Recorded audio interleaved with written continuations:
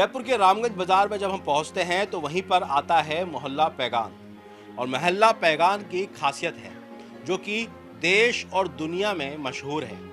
और वो क्या खासियत है वो हमने आपसे अभी शुरुआत में बात की। यहाँ पर बनती है जयपुर की खास जूतियाँ जो कि मशहूर हैं पूरी देश और दुनिया में। और अधूरी आज की टीम आज जानने और समझने के लिए पहुंची हुई है इस मोहल्ले में कि किस तरह से दुनिया भर में मशहूर जयपुरी जूतियां बनाई जाती हैं। अकलियत आबादी का ये तबका सालों से इस काम में लगा हुआ है और लगातार ये काम करता हुआ आ रहा है।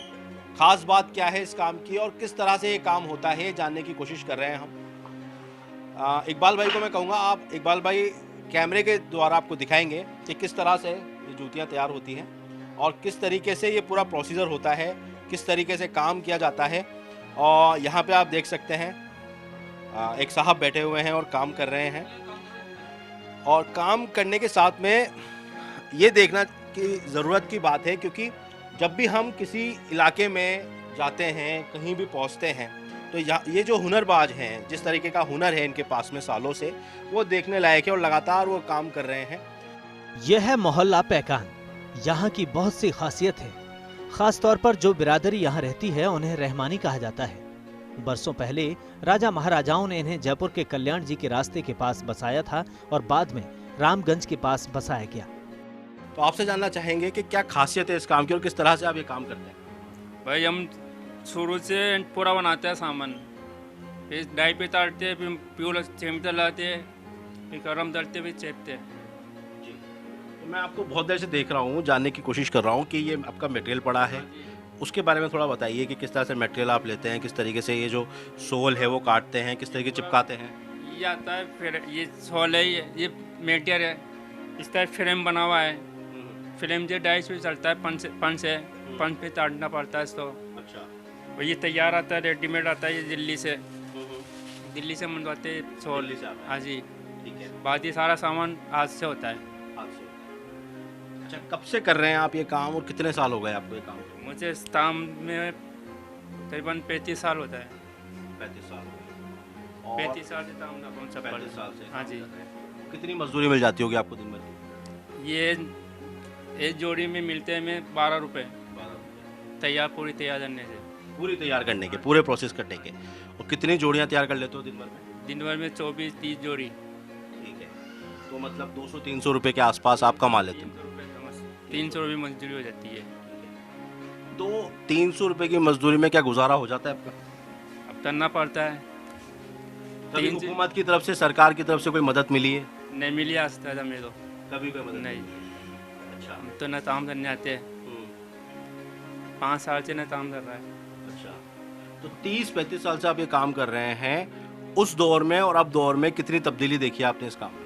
बहुत तब्दील हो गई। उस टाइम पे अभी 12 रुपये है ना, उस टाइम में 3 रुपये जोड़ी थी मजदूरी। आज 12 रुपये है, उस टाइम में 3 रुपये जोड़ी थी। 9 रुपये फ़र्क होते हैं।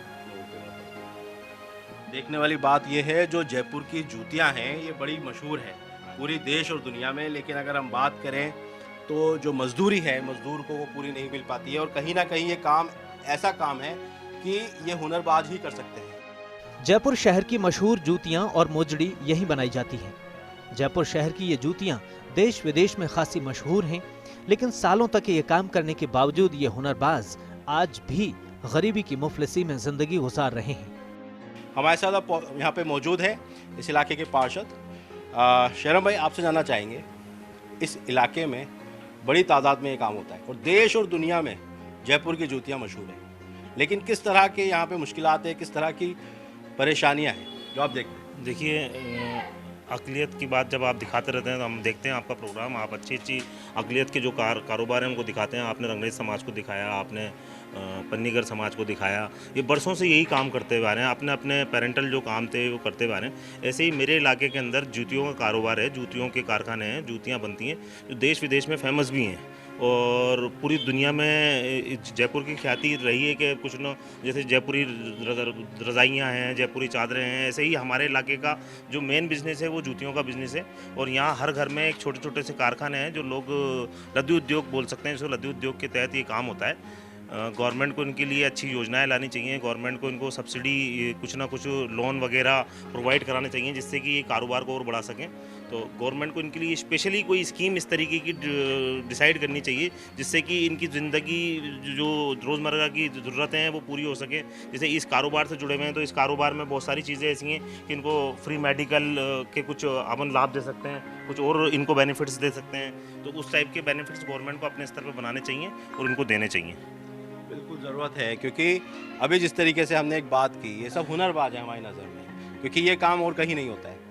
वो बता रहे हैं कि दिन भर में 200-300 रुपये कमा लेते हैं और 30-35 सालों से ये काम करते आ रहे हैं। तो वक्त बदल रहा है, महंगाई बदल रही है, दौर बदल रहा है, ज़रूरत है। देखिए ज़रूरत तो बहुत कुछ है। जहाँ हम हुनर की बात करते हैं तो देखा जाए तो जितने भी हुनर वाले काम हैं गवर्नमेंट को उनके लिए अलग से पॉलिसीज़ डिसाइड करनी चाहिए और एक उनका अलग से, आप जैसे आपने अलग से डिपार्टमेंट बना रखे हैं तो ऐसे जैसे आपने उद्योग का भी एक डिपार्टमेंट बना रखा है, उस डिपार्टमेंट को चाहिए कि वो समय समय पर इनके जहाँ जहाँ जो जो काम होते हैं उन कामों में जाएं और इनकी समस्याएं सुनें, इनकी परेशानियों को देखें और इनके साथ हम क्या अच्छा कर सकते हैं उस पर विचार करें और इनको और हम क्या बेनिफिट्स दे सकते हैं जिससे कि ये अपने रोज़गार को बढ़ा सकें। ऐसा कौन सा ऐसा प्लेटफार्म दे सकते हैं इनको कि उस प्लेटफार्म पर जाके ये और ख्याति अर्जित करें और अच्छा काम करें और इनकी मुश्किलात भी कम हो और इनका जो एक पेमेंट वाली बात है, जो इनकी एक सोचने वाली बात है, मजदूरी वाली बात है, तो उसमें गवर्नमेंट इनके लिए ऐसा क्या कर सकती है कि ये अपना इनकम और सोर्स बढ़ा दें। पहले में और अब में कितना तब्दीलियाँ आ गई है और हुकूमत की ओर से आपको क्या चाहिए? तब्दीली तो आती रहती है इसके अंदर, मतलब जैसे ये डिज़ाइन वगैरह सेट होते हैं और मटेरियल वगैरह आते रहते हैं तो डिज़ाइन तब्दीली तो आती रहती है इसके अंदर जितनी भी है। और हुकूमत से देखो हमें कोई इसमें कुछ मिलता नहीं है, जो हम होता है हम खुद अपना करते हैं और इसके अंदर हम जैसे कारीगर जो होता है हमें सपोर्ट करते हैं आप उनको काफ़ी लोग से। रहमानी बिरादरी के अहमद भाई का कहना है कि पिछले 40 साल से राजस्थानी जूतियां बना रहा हूं। एक जूती बनाने की मजदूरी 12 रुपए मिलती है। दिन भर में 25 से 26 जूतियां बना लेते हैं। 300 रुपए के करीब मजदूरी करने के बाद दाल रोटी का गुजारा तो हो जाता है, लेकिन बच्चों को पढ़ा नहीं पाए और इसी बात का मलाल उन्हें जिंदगी भर रहेगा। यहाँ पे आप देख सकते हैं 3-4 तरीके के अलग अलग डिपार्टमेंट्स बटे हुए हैं। इन डिपार्टमेंट्स को समझना चाहेंगे। अच्छा, आप बताइए कब से कर रहे हैं आप ये काम? 40 साल हो गए। 40 साल हो गए। और क्या तब्दीली देखी 40 साल? बस कमाते खाते बस इतना बचत नहीं होती है।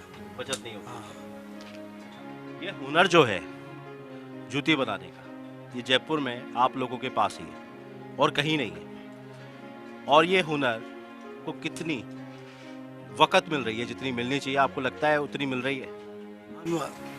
बस पेट भराई हो जाती है, इतनी बचत नहीं है। अच्छा, हाँ। पेट भराई। तो क्या लगता है आपको कि इसके अंदर हुकूमत की ओर से आपको कुछ मिलना चाहिए, कुछ बढ़ावा मिलना चाहिए? बढ़ावा मिलना चाहिए हुकूमत की तरफ से। ठीक है। हाँ। यहाँ पर जो है आप नाप कर रहे हैं, ये किस तरीके से करते हैं आप और कौन सा ये मटेरियल है आपका? ये रोबोट है, ये रुक बाय रुक खींचता है, इसमें नाप तोल करनी पड़ती है। अच्छा जी, इसे नाप करके और फिर आप तैयार करते हैं? हाँ जी, हाँ लिखना पड़ता है इसको। अच्छा, और ये जो आप कैलकुलेशन करते हो किस तरह से बननी है और किस तरह से होना है, ये दिमाग में फिट होती है या कोई आइडिया कुछ? नहीं, ये क्या आइटम बनते ना सिंपल जी। तो उसमें होता है ये जैसे ये लिखा हुआ है, ये पूरा इसी का है। ये अच्छा, ये पूरा लिखा हुआ इसी का है, तो इस हिसाब से इसकी सेटिंग बिठानी पड़ती है। ये लिखा हुआ है सीधे भाई, मेटेरियल अलग होता है तो इसमें ऐसे लिखना पड़ता है और इसमें ऐसे लिखना पड़ता है। अच्छा। मेरे पीछे आप देख सकते हैं यहाँ पर बन रहा है जयपुर की मशहूर जूतियों का काम हो रहा है। और काम किस तरह से होता है, किस तरह से शुरुआत की जाती है, किस तरीके से वो काम होता है, यही सब जानने के लिए निकले हैं। यहाँ पे ये हमारे साथ मौजूद हैं भाई साहब, आपसे जानना चाहेंगे आप ये काम कब से कर रहे हैं? सबसे पहले बताइए। 15 साल हो गए इस काम को करते हुए। और अभी आप जो कर रहे हैं उसे क्या कहते हैं? इसको फर्मे का काम बोलते हैं। फर्मे का काम। हाँ जी, ठीक है। हाँ। और ये फर्मा, आप हमें कुछ नहीं मालूम, आप हमें समझाइए कि किस तरह से जूती बनती है और किस तरीके से ये काम की शुरुआत, क्योंकि सबसे पहला स्टेज है शायद ये, उसके बाद ही जूतियाँ बनना स्टार्ट होती हैं, तो उसको आप थोड़ा सा बताइए।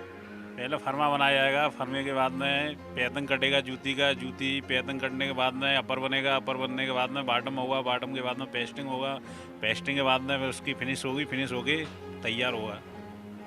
क्या क्या मसले हैं, क्या मसाइल हैं? मसले तो यही है, वो भाई रेट तो बढ़ी चुकी मटेरियल की, और मजदूरी भी इतनी वहाँ की वहीं की जहाँ की यहीं है, महंगाई कितनी बढ़ी रही है आप देख रहे हैं, तो कोई फ़ायदा है ही नहीं काम करने से। काम करके भी इतने पैसे नहीं मिल पाते मजदूरी को जितने मिलने चाहिए।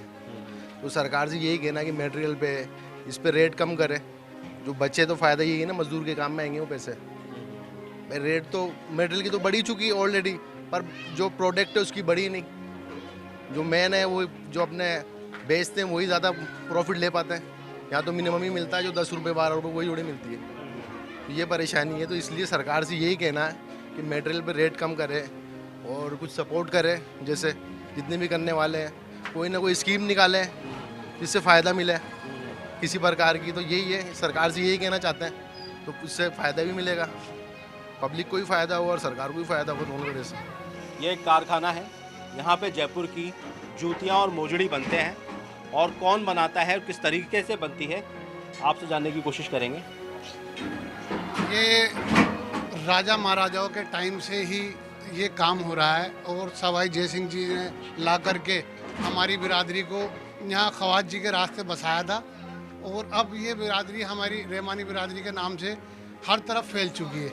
और जैसा कि आपको पता है, ये मोजड़ी शुरुआत अभी आपने फर्म में भी देखे, मगर शुरुआत हमारे यहाँ से होती है। इधर जैसा कि ये डाई देख सकते हो आप, बचकाने की, बड़े की, हर तरीके की डाई। ये जो बचकाना होता है, बचकाना मतलब बच्चा, ये बच्चे की डाई है और ये बड़े की। लेडीज की है। तो किसी भी चीज़ की कारखाना खोलने पर शुरुआत हमारे यहाँ से ही होती है। उसको यहाँ पर आना पड़ेगा। ये बनवर है, बनवर दिखा कटा हुआ, ये देखो आप। हाँ, काटता हुआ दिखा। ये आप देख सकते हो, ये बनवर है ऊपर का, और इस पर ये फोम लगा हुआ है, पीछे ये गत्ता है जिसे टेक्सन बोलते हैं। फिर उसके बाद इसी जिस साइज का होता है उसी साइज का ये सोल होता है। ये फ्री साइज सोल है, किसी भी उसमें आप इसको काट सकते हो। शुरुआत यहीं से होती है। इस पे एडेसिव भी लगाया जाता है। एक ये आप ये देख सकते हो, इधर बनवर कट रहा है और इधर सोल कट रहा है। यहाँ पे बनवर जो कि कहते हैं, और बड़ा अच्छा नाम दिया इन्होंने, बचकाने का और बड़े का। तो बचकाना मतलब हो गया बच्चा, और बड़े का मतलब बड़ा। तो ये इनकी लैंग्वेज है, उसके अकॉर्डिंगली ये बनवर में तैयार हो गया। हाँ, अब यहाँ से आगे आते हैं। और यहाँ पर जो नीचे लगता है चप्पल के, बनवर के नीचे, वो ये सोल है, इसे सोल बोलते हैं। उसकी अकॉर्डिंग जिस तरह की डिमांड होती है उसी हिसाब से डाई पर ये माल काट के दे दिया जाता है। ठीक है। तो ये कौन सा मटेरियल है? ये पीवीसी है, पीवीसी वेस्ट। ये जो पीवीसी प्लास्टिक का, उससे प्लास्टिक, हाँ प्लास्टिक का है। ठीक है। प्लास्टिक का दाना होता है, ये पीवीसी होती है बिल्कुल। रबड़, जिसे आप अपनी भाषा में रबड़ कहो। तो यहाँ पर ये रबड़ काटा जा रहा है। यहाँ रबड़ काटा जा रहा है। ठीक है। एक बार इकबाल भाई आप देखिए कैसे, किस तरीके से ये जो है रबड़ यहाँ पर काटा जा रहा है। ये इन्होंने फर्मा कहते हैं इसे ना, उसमें रख दिया है रबड़ को, और जो साइजेस हैं वो आपने उसके अकॉर्डिंगली सेट कर दिए। 8 नंबर, 6 नंबर, 4 नंबर, अलग अलग। 7 से 12, 13 से 5, 1 से 6, और ये 13, 14, 15 नंबर तक होता है ये। पर ये जो आप काम दोनों स्टेजेस पे कर रहे हैं, दोनों ही जगह मशीनों से हो रहा है। किसी ज़माने में ये हाथ से हुआ करता ये है? हाथ से हुआ करता था। ठीक है। हाथ से और कैंची से काटा करते थे हमारे बुजुर्ग। अच्छा। और उस वक्त ये टेक्सन नहीं था, चमड़ा कटता था। जो चमड़ा, उसको पानी में भिगो करके फिर काटा जाता था उसको। तो अब चमड़े की जगह ये टेक्सन यूज़ किया जाता है। ठीक है। और चमड़े में और टेक्सन में क्या अंतर आ गया? ये गत्ता है, और वो चमड़ा जो है वो जानवर की खाल से बनता था, और ये जो है गत्ता उससे कागज से बनता है। तो अब वो वाला यूज़ नहीं होता? नहीं, अब वो यूज नहीं होता। इसी की डिमांड ज़्यादा है, वो मिलता भी नहीं है और यूज भी नहीं होता। महंगा भी बहुत है। अब इस प्रोसेस के बाद में क्या होगा? इस प्रोसेस के बाद बस अब यहाँ से सीधे कारखानेदार ले जाएंगे और उसको ले जाके इसको फिट कर देंगे जोड़ी। तो अनिस भाई बता रहे हैं राजा महाराजाओं के ज़माने में लाके बसा दिया 100 साल पहले। बिरादरी को राजाओं ने ख्वाजी के रास्ते में बसाया था। वहाँ भी हमारी पुरानी मस्जिद रहमानिया मस्जिद आज भी मौजूद है। फिर वहाँ जो ख्वाजी के जो राजा थे प्रधानमंत्री, उनको हमारी चप्पलों के सुम्बे से तकलीफ हुई आवाज़ में, तो वहाँ से प्रधानमंत्री ने हमारे को रामगंज बाजार में शिफ्ट कर दिया। किस चीज़ से तकलीफ हुई? जो सुम्बा चप्पल बनाते थे ना, चप्पल उससे उनकी खलल, हमारी आवाज़ से खलल होता था, तो इस चक्कर में रामगंज बाजार में हमारी बिरादरी को शिफ्ट कर दिया। उस टाइम रामगंज बाजार को आड़ा बाजार बोलते थे। कोई यहाँ तवायफों के घर होते थे, इस बाजार से आड़ा बाजार बोलते थे। तो उस टाइम हमारी जो लेडीज़ें थी अपर में कशीदा हाथ से करती थी, घुटने पे रख के कढ़ाई करती थी, और वो अपर बनने के बाद जेंट्स को अपने हाथों से लेदर में सिलाई करते थे। पर आज की जनरेशन के हिसाब से उसकी हमें कीमत नहीं मिल रही है, चमड़ा बहुत महंगा हो गया, और गवर्नमेंट से हमारे को कुछ सपोर्ट नहीं मिल रहा, किसी प्रकार की सब्सिडी लेदर वगैरह में किसी चीज़ का बहुत महंगा हो गया। इस चक्कर में ये आधुनिक रूप से आने पर लेदर भी गत्ते पे आ गया। ये आप देख रहे हो गत्ता कट रहा है, गत्ता है, लेदर बोर्ड गत्ता बोलते हैं इसको। ठीक है, तो गत्ते पे आ गई चीज़ें, लेदर खत्म हो, गत्ते पे आ गया, रेगजिन आ गया, लेदर की जगह लेदर रेगजिन हो गया, और चमड़े की जगह पीवीसी आ गया। अब काम कारीगर तो अब भी मौजूद है बहुत बढ़िया, पर गवर्नमेंट की तरफ से किसी प्रकार की सहायता नहीं मिलने से, कारीगर नहीं मिलने की वजह से आधुनिक रूप में आ गया कि प्रोडक्शन तो बढ़ गया, पब्लिक बढ़ गई, हुनर वाले आज ही बहुत मौजूद है, पर किसी प्रकार का गवर्नमेंट का हमारी बिरादरी को कोई सपोर्ट नहीं मिल रहा। हमारी बिरादरी के लिए कोई बढ़िया सा स्कूल नहीं है आसपास, यहाँ पे न शिक्षा का, ये थोड़ा बहुत अभी अस्पताल ही बन रहा है रामगंज में, हमारे शेरम भाई की तरफ से थोड़ा तब्दीली हुई है, बढ़िया बन रहा है, बढ़िया स्कूल नहीं है, और बढ़िया तालीम के लिए बच्चों के लिए कुछ नहीं है, लेबर बहुत है यहाँ, पर बढ़िया स्कूल नहीं है, बढ़िया कोई इंग्लिश मीडियम स्कूल नहीं है, गवर्नमेंट की तरफ से कोई चीज़ ऐसी नहीं है यहाँ पे। तो बहुत सारी बातें जान रहे हैं, आगे भी जानते रहेंगे। फ़िलहाल वक्त तो चला है अधूरी आस में एक छोटे से वक्फे का। वक्फे के बाद भी जानते रहेंगे हम इस इलाके में क्या है अक़लियत आबादी के मसले मसाइल।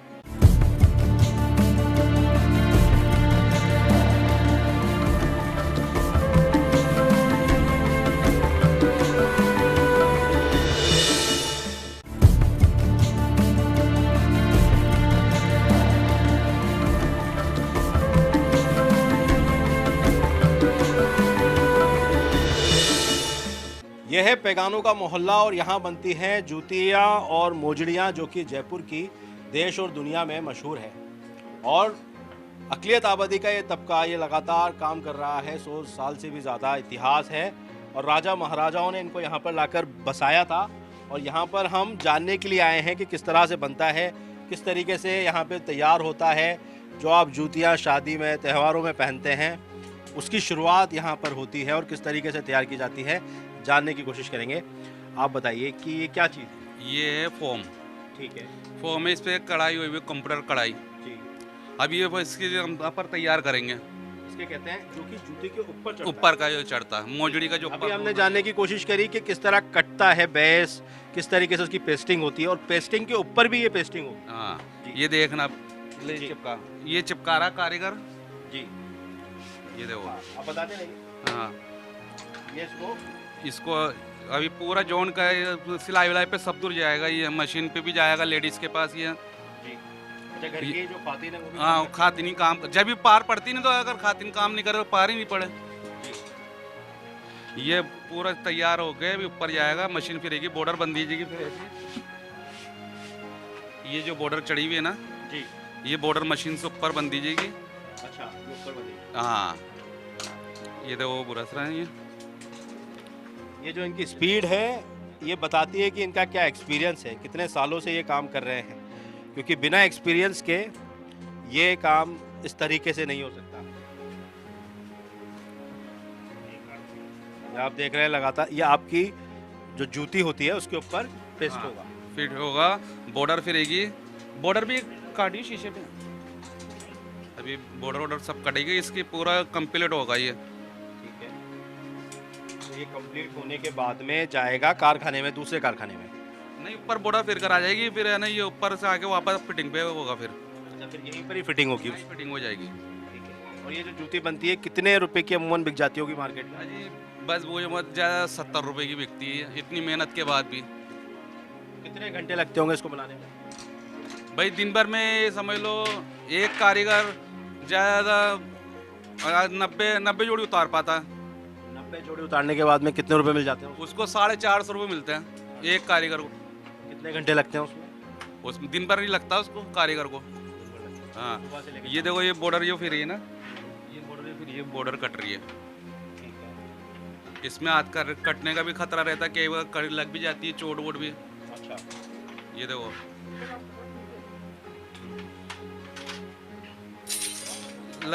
इधर दो। तो ये जो आप आपसे जानना चाहेंगे, जो आपने काटा है जिस तरीके से आपने, ये आपकी ये हुनर है आपका, ये कोई और नहीं कर सकता। कितने सालों से कर रहे हैं आप? ये मुझे 15 साल हो गए। ज़्यादा ही होगा 15 से भी। अच्छा, 15 साल से ज़्यादा हो गए। हाँ, और आपको जो ये बता रहे हैं मजदूरी, उसमें घर चल जाता है? अब चलाना ही पड़ता है। जी। तो सुबह कितने बजे आ जाते हैं आप काम पे? सुबह 9 बजे, और जाते कितने बजे? 8 बजे। रात को। और घर कितने रुपए लेके जाते हैं आप? अब 400-500 रुपये रोज लेके आते हैं। उसमें सारा खर्चा पानी सब करना पड़ता है। घर में कितने लोग हैं आप? 5। बच्चे कितने हैं आपके? 3। पढ़ाई कर रहे हैं और तालीम मिल रही है? एक बच्चा पढ़ाई करता है, 2 बड़े हैं। वो भी यही काम करते हैं? एक करता है, एक लड़का है, 2 लड़कियाँ हैं। पढ़ाई नहीं हो पा रही इस वजह से। तो आपको लगता है कि अगर आपको हुकूमत की तरफ से कोई सहयोग मिले, काम हो, तो आप बच्चों को भी पढ़ा सको और ज़िंदगी थोड़ी अच्छे से बीत सके? हाँ, अगर सरकार की तरफ से कुछ मिले तो ठीक है। उन्होंने एक चीज़ बताई कि आप वो जो काट रहे थे अभी, उसे हाथ भी कट जाता है। हाँ, कट जाता है कई बार, ये हाथ सब कट जाता है। ये आप देख सकते हैं, ये है मेहनत, ये है असली मेहनत। ये उंगलियां बता रही है कि किस तरीके से ये दिन भर जो जूतियां हम लोग पहनते हैं, उसको काटने का काम, उसको तैयार करने का काम, और उसको बनाने के लिए कितनी मेहनत होती है। 15 घंटे की मजदूरी करने के बाद शरीर में इतनी ताकत भी नहीं बचती कि कुछ और काम कर सकें। घर की खवातीन भी इस काम में हाथ बटाती हैं और कुछ मजदूरी कर लेती हैं। फैक्ट्री के मालिक हुसैन भाई का कहना है कि हुकूमत की तरफ से कुछ रियायत मिल जाए तो मजदूर की मजदूरी बढ़ा सकें और खुद के भी मुनाफे में कुछ इजाफा हो जाए। बेटा, आप मुझे बताइए, आप ये क्या कर रहे हैं अभी इस वक्त? इसको किस तरीके से क्या कर रहे हैं? अपर में बॉर्डर चढ़ा रहे हैं। अपर में बॉर्डर चढ़ा रहे हैं। अच्छा, तो ये जो बॉर्डर है, कितनी देर में चढ़ा लेते हो आप, और कितने बना लेते हो दिन भर में?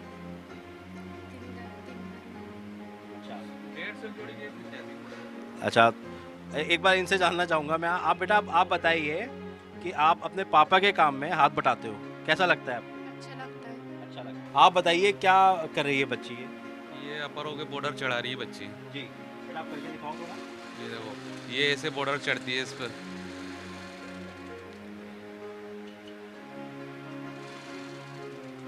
ये जो है, जी बताइए, ये बॉर्डर चढ़ रहा है और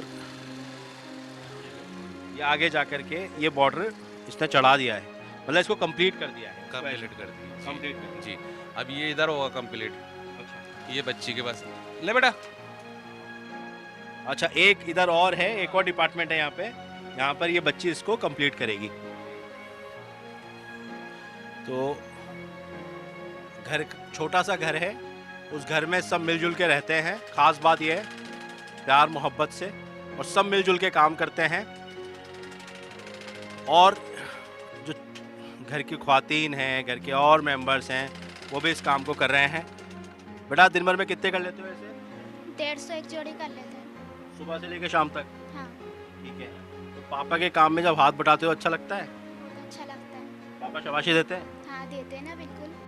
बहरहाल रहमानी बिरादरी की तादाद जयपुर शहर में 8 से 10 हजार की है और प्रदेश भर में हजारों के हिसाब से है। बिरादरी के कुछ लोगों ने जो तरक्की कर ली, लेकिन 90% लोग आज भी गरीबी में जिंदगी गुजार रहे हैं। हुकूमत से इनकी इल्तिजा है कि इन्हें लोन दिया जाए, माल मटेरियल का भाव कम किया जाए, ताकि इनकी कुछ माली हालत बेहतर हो सके। राजा महाराजाओं के वक्त से ये काम किया जा रहा है, लेकिन जब हम इस मोहल्ले में पहुंचते हैं, जब हम इस इलाके में पहुंचते हैं, तो साथ ही हम ये भी देखते हैं कि यहाँ पर बहुत सारे मसले मसाइल हैं। दिन में 12-12, 14-14 घंटे काम करने के बाद में यहाँ पर आज भी गरीबी है। गरीबी दीवारों से, गेटों से, खिड़कियों से झांक रही है। तालीम नहीं है, तालीम नहीं है तो बहुत सारी और परेशानियों में मुब्तला है। अक़लियत आबादी। ज़रूरत है हुकूमत को कि ज़्यादा से ज़्यादा अक़लियत आबादी के इस तबके की ओर ध्यान दिया जाए ताकि इनकी अधूरी आस पूरी हो सके। अधूरी आस में वक्त हो चला है अलविदा कहने का, इसी वादे के साथ कि अगले सप्ताह फिर हाजिर होंगे अक़लियत आबादी के किसी और तबके के साथ उनके मसले मसाइल को लेकर। तब तक के लिए दीजिए इजाज़त अधूरी आस की पूरी टीम को।